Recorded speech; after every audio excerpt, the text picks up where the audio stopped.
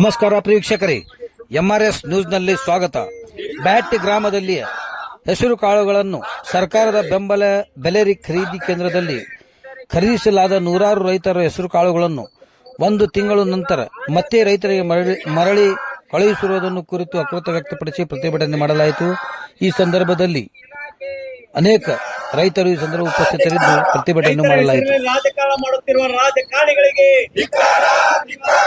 ದುಡ್ಡು ಕೊಡದೆ ಸುಮ್ಮನೆ ಕೂತಿರುವ ಮಲ್ಲಿಕಾರ್ಜುನನಿಗೆ, ವರ್ಷದಿಂದ ಒಂದೇ ಇಲಾಖೆಯಲ್ಲಿ ಕೆಲಸ ಮಾಡುತ್ತಿರುವ ಮಲ್ಲಿಕಾರ್ಜುನನಿಗೆ बोलो भारत माता की जय, बोलो भारत माता की जय. जय जवान जय किसान, जय जवान जय किसान.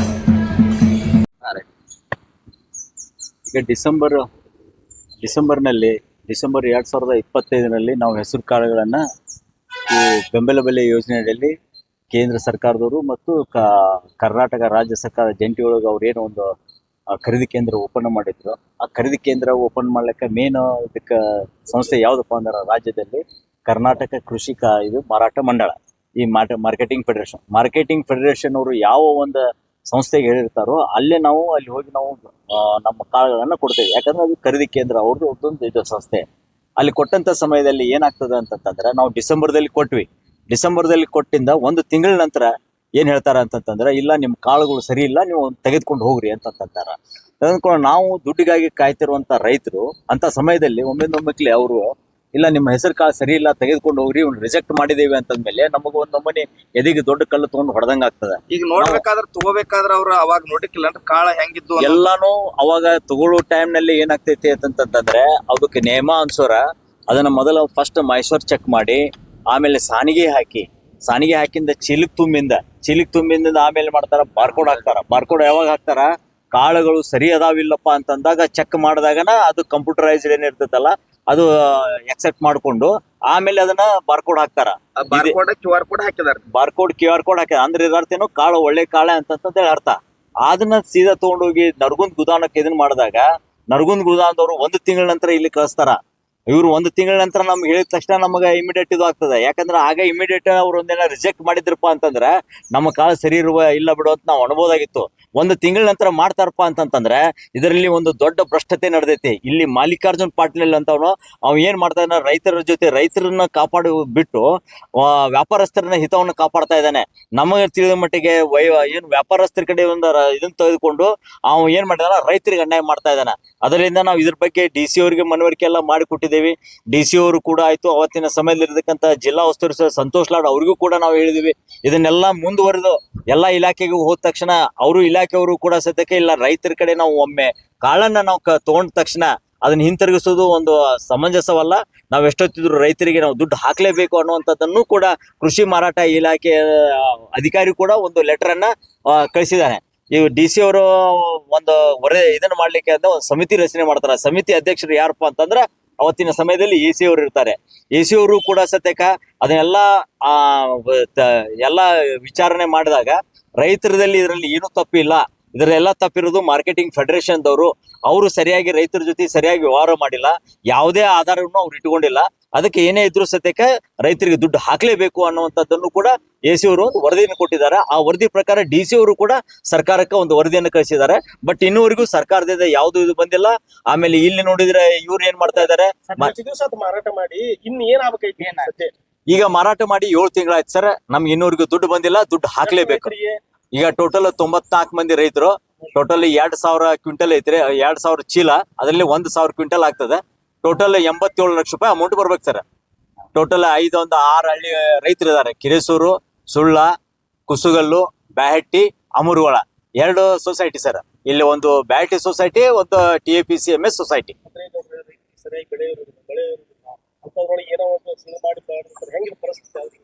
ಹಿಂಗಾದ ಪರಿಸ್ಥಿತಿ ಏನಪ್ಪಾ ಅಂತ ನಾವು ಇಲ್ಲಿ ಬಂದು ಕೇಳ್ಕೊಳಕ್ ಕುಂತೇವಿ. ಮತ್ತೆ ಬರ್ಲಿಲ್ಲಪ್ಪ ಅಂದ್ರೆ ಪರಿಸ್ಥಿತಿ ಇವ್ರು ಹೇಳ್ತಾರೆ, ಇಲ್ಲ ನೀವು ಯಾವ್ದಕ್ಕೂ ಯಾವ ಆತ್ಮಹತ್ಯೆ ಮಾಡ್ಕೋಬೇಡ್ರಿ, ಏನು ಮಾಡ್ಕೋಬೇಡ್ರಿ. ಇವ್ರು ಕೊಟ್ರಪ್ಪ ಅಂತಂದ್ರೆ ನಾವು ಆತ್ಮಹತ್ಯೆ ಮಾಡ್ಕೊಳ್ಳಲ್ಲ.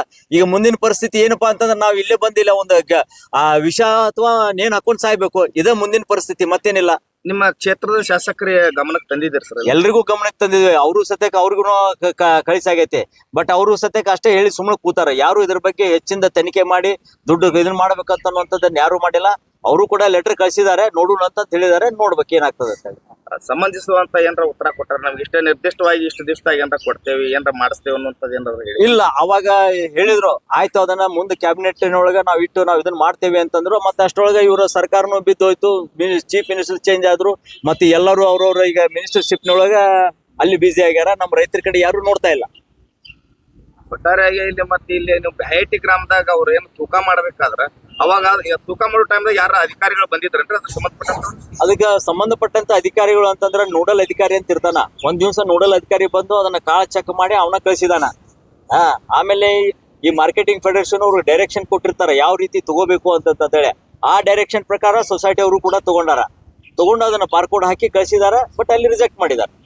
ರಿಜೆಕ್ಟ್ 1 ತಿಂಗಳ ನಂತರ ಮಾಡಿದಾರೆ. ನಿನ್ನೆ ಅಥವಾ ಮೊನ್ನೆ ಯಾರಾದ್ರೂ ಅಧಿಕಾರಿಗಳು ತಮ್ಮನ್ನು ಭೇಟಿ ಆಗಿದ್ರ ಏನಾದ್ರು? ನಿನ್ನೆ ತಹಶೀಲ್ದಾರ್ ಅವರು ಬಂದು ಹೋಗಿದಾರ. ಬಂದು DC ಅವ್ರ ಜೊತೆ ಒಂದು ಮನವರಿಕೆ ಮಾಡ್ಕೊಂಡು ನಾನು ಅದನ್ನ ಬಗೆಹರಿಸುವಂತ ಕೆಲಸ ಮಾಡ್ತೇನೆ ಅಂತಂದಾರ. ನೋಡ್ಬೇಕು ಏನ್ ಬಗೆಹರಿಸ್ತಾರ, ನೋಡ್ಬೇಕು. ಒಟ್ಟಾರೆ ಈಗ ಲಾಸ್ಟಿಗೆ ಕೊನೆಯದಾಗ ಏನ್ ಹೇಳಿಕ್ ಬಯಸ್ತಾರೆ ಸರ್ಕಾರಕ್ಕೆ ಮತ್ತೆ ಅಧಿಕಾರಿಗಳಿಗೆ? ಸರ್ಕಾರಕ್ಕೆ ಅಧಿಕಾರಿಗಳಿಗೆ ನಾವು ಏನ್ ಹೇಳಕ್ ಬಯಸೋದಂದ್ರೆ, ನಮ್ಗೆ ಇಲ್ಲಿಂದ ದುಡ್ಡು ಕೊಡು ಮಟನು ನಾವ್ ಇಲ್ಲಿಂದ ಎದ್ದೇಳೋದಿಲ್ಲ. ಅಹೋರಾತ್ರಿ ಸತ್ಯಾಗ್ರಹ ನಾವ್ ಇಲ್ಲೇ ಕುಂತ್ರು ಜೀವಂತವಾಗಿರ್ತೇವೆ, ಸತ್ರು ಇಲ್ಲೇ ನಮ್ ಹೆಣ ಇರ್ತದೆ. ಅದ್ರ ದುಡ್ಡು ಮಾತ್ರ ನಾವು ತಗೊಂಡು ಹೋಗ್ತೇವೆ ಇಲ್ಲಿಂದ. ತಮ್ಮ ಹೆಸರು? ನನ್ನ ಹೆಸರು ರೈತ ಸೇನಾ ಕರ್ನಾಟಕ ರಾಜ್ಯ ವಕ್ತಾರ ಗುರು ರಾಯನಗೌಡ್ರ.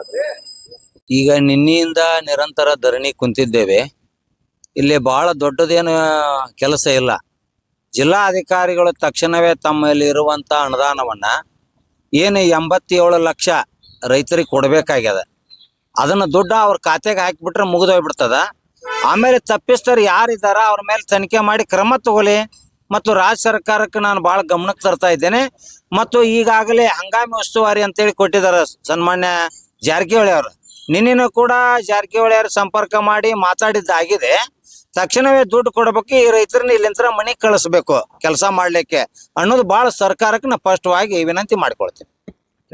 ಈಗ ಇಲ್ಲಿ ತನ ಜಿಲ್ಲಾಧಿಕಾರಿಗಳಾಯ್ತು ಮತ್ತು ಸಂಬಂಧಪಟ್ಟಂತ ಅಧಿಕಾರಿಗಳು ಏನಾದ್ರು ನಿಮಗ ಭರವಸೆ ಮೂಡುವಂತ ಏನಾದ್ರು ನಿಮಗ ನಿರ್ದಿಷ್ಟವಾಗಿ ಏನಾರ ಆನ್ಸರ್ ಕೊಟ್ಟಿದ್ದಾರೆ ಸರ್? ನೋಡಿ, ಜಿಲ್ಲಾ ಆಡಳಿತ ಮತ್ತು ಮಾರ್ಕೆಟಿಂಗ್ ಫೆಡರೇಷನ್ ಅಧಿಕಾರಿಗಳು ಅಷ್ಟರು ಶಾಮೀಲ್ ಅದಾರ. ಇಲ್ಲಿ ಪ್ರತಿ ಒಂದು ಪರ್ ಕ್ವಿಂಟಲ್ಗೆ ಕಮಿಷನ್ ಐತಿ ಬಹಳ ಸ್ಪಷ್ಟವಾಗಿ. ಅದನ್ನ ಈ ಸಂದರ್ಭದಲ್ಲಿ ನಾವು ಮಾತಾಡಕ್ ತಯಾರಿಲ್ಲ. ನಮಗೆ ರೈತರದ ಪರಿಹಾರ ಕೊಡಬೇಕು. ಪರಿಹಾರ ಕೊಡ್ಲಿಕ್ಕೆ ಜಿಲ್ಲಾ ಆಡಳಿತಕ್ಕೆ ಮತ್ತು RC ಅವರಿಗೆ ನಾನು ಗಮನಕ್ಕೆ ತಂದಿದ್ದೇನೆ. ಈಗ ಇವತ್ತೇನೋ ಒಂದು ಮೀಟಿಂಗ್ ಮಾಡೋಣ ಅನ್ನುವಂತ ಸೂಚನೆ ಬಂದದ. ಮೀಟಿಂಗ್ ಮಾಡಿದ್ರು ಕಾಟಾಚಾರಕ್ಕಲ್ಲ, ಆ ಮೀಟಿಂಗ್ ನಲ್ಲಿ ಫೈನಲ್ ಮಾಡ್ಬೇಕು. ಮೀಟಿಂಗ್ ಮಾಡೋದು ಅವಶ್ಯಕತೆನೂ ಇಲ್ಲ, ಯಾಕೆ ತನಿಖಾ ರಿಪೋರ್ಟ್ ಬಂದದ, ಆಗ್ಲೇ ಕಳಿಸಿದಾರ. ಈಗ ದುಡ್ಡು ಹಾಕೋದು ಒಂದೇ ಕೆಲಸ. ದುಡ್ಡು ಹಾಕೋವರೆಗೆ ರೈತರನ್ನ ಕರ್ಕೊಂಡು ಇಲ್ಲಿ ಹೋರಾಟ ಮಾಡುವುದು ಫಿಕ್ಸ್ ಮಾಡ್ಕೊಂಡಿದ್ದೇವೆ. ವೀರೇಶ್ವರದ ಮಠ ರೈತ ಸೇನಾ ಕರ್ನಾಟಕ ರಾಜ್ಯಾಧ್ಯಕ್ಷ. ಇವತ್ತಿನ ದಿವಸ ಎಲ್ಲ ರೈತ ಬಾಂಧವರಿಗೆ ಶರಣಾರ್ಥಿಗಳನ್ನ ಹೇಳುತ್ತಾ, ಕರ್ನಾಟಕ ಕಾರ್ಯನಿರತ ಪತ್ರಕರ್ತರ ಧ್ವನಿ ಸಂಘಟನೆ ವತಿಯಿಂದ ಇವತ್ತು ಧಾರವಾಡ ಜಿಲ್ಲಾ ಸಂಘಟನೆ ವತಿಯಿಂದ ರೈತರಿಗಾದಂತ ಅನ್ಯಾಯದ ಕುರಿತು ಇವತ್ತು ಕರ್ನಾಟಕ ರಾಜ್ಯ ವಕ್ತಾರಾದ ಶ್ರೀ ಗುರು ರಾಯನಗೌಡ್ರವರ ಮೂಲಕ 23ನೇ ತಾರೀಕು 12ನೇ ತಿಂಗಳ 2025ರಂದು ಧಾರವಾಡ ಜಿಲ್ಲೆಯಲ್ಲಿ ಹುಬ್ಬಳ್ಳಿ ತಾಲೂಕಿನ ಬ್ಯಾಹಟ್ಟಿ ಗ್ರಾಮದಲ್ಲಿರ್ತಕ್ಕಂಥ ಸರ್ಕಾರದ ಬೆಂಬಲ ಬೆಲೆ ಖರೀದಿ ಕೇಂದ್ರದ 100 ರೈತರು 1600 ಚೀಲಗಳಕ್ಕಿಂತ ಹೆಚ್ಚು ಕಾಳುಗಳನ್ನು ಕೊಟ್ಟು 1 ತಿಂಗಳ ನಂತರ ಮರಳಿ ಅವರು ವಾಪಸ್ ಅವ್ರ ರೈತರಿಗೆ ಕೊಡುವಂತ ಕೆಲಸ ಮಾಡಿರ್ತಾರೆ. ಅವರು ಹಣವನ್ನ ಹಾಕಬೇಕಾಗಿರ್ತದೆ. ಅವರಿಗೆ ಹಾಕೋದು ಬಿಟ್ಟು ಅವರಿಗೆ ಕಾಳುಗಳನ್ನು ವಾಪಸ್ ಕೊಡ್ತಾರ. ರೈತರಂತಂದ್ರೆ ಯಾವ ಅಧಿಕಾರಿಗಳು ಇದ್ರೊಳಗೆ ಶಾಮೀಲ್ ಅದಾರ ಅಂತಕ್ಕಂಥದ್ದು ಬಯಲಿಗೆ ಬರಬೇಕಾಗಿದೆ. ಇವತ್ತಿನ ದಿವಸ ರೈತರು ಸರಿಯಾದಂತ ಮಳೆ ಇಲ್ಲ, ಗೊಬ್ಬರಗಳು ಸರಿಯಾಗಿ ಸಿಗ್ತಾ ಇಲ್ಲ, ಬೀಜಗಳು ಸರಿಯಾಗಿ ಸಿಗ್ತಾ ಇಲ್ಲ. ಅಂತದ್ರಲ್ಲಿ ಬೆಳೆದ ಬೆಳೆಗೆ ಮೌಲ್ಯವನ್ನು ಕೊಡದಂತ ಸರ್ಕಾರ, ಈ ಸರ್ಕಾರವನ್ನು ನಾವು ಧಿಕ್ಕರಿಸುತ್ತೇವೆ. ಕರ್ನಾಟಕ ಸರ್ಕಾರ ಇದನ್ನು ಎಚ್ಚೆತ್ತುಕೊಂಡು ಕೂಡಲೇ ರೈತರಿಗೆ ಆದಂತ ಅನ್ಯಾಯವನ್ನು ಸರಿಪಡಿಸಬೇಕು.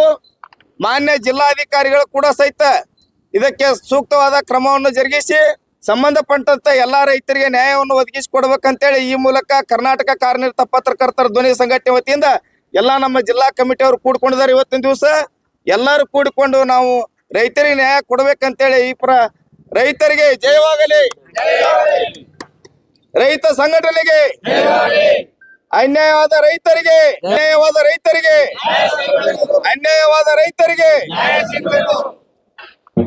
ಧ್ವನಿ ವತಿಯಿಂದ ಹೃದಯಪೂರ್ವಕ ಅಭಿನಂದನೆಗಳನ್ನು ಸಲ್ಲಿಸ್ತಾ ಇಲ್ಲಿ ಬಂದಂತಹ ನಿಮ್ಮ ಹೋರಾಟಕ್ಕೆ ನಾವು ಬೆಂಬಲವಾಗಿ ಬಂದು ನಮ್ಮ ಜಿಲ್ಲಾಧ್ಯಕ್ಷರಾದಂತಹ ಸಂಗನೂರು ಹೂವಣ್ಣವ್ರ ಜೊತೆ ನೇತೃತ್ವದಲ್ಲಿ ನಾವು ಇಲ್ಲಿ ಬಂದಿದ್ದೀವಿ. ಈ ಕಾರ್ಯಕ್ಕೆ ನೀವು ಜಯ ಸಿಗಲಿ ಅಂತ ಹೇಳಿ ನಮ್ಮೆಲ್ಲರ ಹಾರೈಕೆ. ಇಡೀ ಕರ್ನಾಟಕದಾದ್ಯಂತ ನನ್ನ ರೈತ ಕುಲಕ್ಕೆ ಕರ್ನಾಟಕ ಸರ್ಕಾರದಿಂದ ಅನ್ಯಾಯ ಆಗ್ತಾ ಇದೆ. ಈ ಅನ್ಯಾಯನ ನೋಡಿಕೊಂಡು ಸಂಬಂಧಪಟ್ಟ ಕೃಷಿ ಇಲಾಖೆ ಇರ್ಬೋದು, ಜಿಲ್ಲಾಡಳಿತ ಇರ್ಬೋದು, ಈ ಎಲ್ಲ ಸಂಬಂಧಪಟ್ಟ ಇಲಾಖೆ ಕೂಡ ಕಣ್ಣು ಮುಚ್ಕೊಂಡು ಕೂತಾ ಇದೆ. ಇವತ್ತು ಈ ಉಗ್ರಾಣದ ಮುಂದೆ ರೈತರ ಜೊತೆ ಪತ್ರಕರ್ತರ ಸಂಘಟನೆ ಕೂಡ ಬೆಂಬಲ ವ್ಯಕ್ತಪಡಿಸಿದೆ. ಇವತ್ತು ನಮ್ಮ ಇಡೀ ರೈತ ಕುಟುಂಬಕ್ಕೆ ಇಡೀ ಉತ್ತರ ಕರ್ನಾಟಕ ಆಟೋ ರಿಕ್ಷಾ ಚಾಲಕರ ಸಂಘಟನೆಯಿಂದ ಸಂಪೂರ್ಣ ಬೆಂಬಲ ವ್ಯಕ್ತಪಡಿಸ್ತಾ ಇದ್ದೇವೆ. ಈ ಬೆಂಬಲ ವ್ಯಕ್ತಪಡಿಸಿ ಬರೇ ಇದು ಹೋರಾಟ ಸಾಂಕೇತಿಕ ಹೋರಾಟ, ಮುಂದುವರುವಂತ ದಿನದಲ್ಲಿ ಹುಬ್ಳಿ ಧಾರವಾಡ ಅಷ್ಟೇ ಅಲ್ಲ, ಅಖಂಡ ಕರ್ನಾಟಕ ರೈತರ ಸಮ್ಮುಖದಲ್ಲಿ ಸರ್ಕಾರಗಳ ವಿರುದ್ಧ ಬಂದ್ ಕರೆ ಕೊಟ್ಟು ನಾವು ರೈತರ ಬೆನ್ನಿಗೆ ನಿಲ್ತೀವಿ ಅಂತ ಹೇಳ್ತಾ, ಇಲ್ಲಿ ಕೂಡ ನನ್ನ ರೈತರ ಅಧ್ಯಕ್ಷರು, ಪದಾಧಿಕಾರಿಗಳು, ಪತ್ರಕರ್ತರ ಅಧ್ಯಕ್ಷರು, ಪದಾಧಿಕಾರಿಗಳು, ವಿವಿಧ ಸಂಘಟನೆಗಳು ಎಲ್ಲರಿಗೂ ನನ್ನೊಬ್ಬ ಆಟೋ ರಿಕ್ಷಾ ಚಾಲಕನು ಕೂಡ ಮಾತಾಡ್ಸಿಕ್ಕೆ ಅವ್ರಿಗೆ ತುಂಬರದ ಅಭಿನಂದನೆ ಸಲ್ಲಿಸ್ತಾರೆ.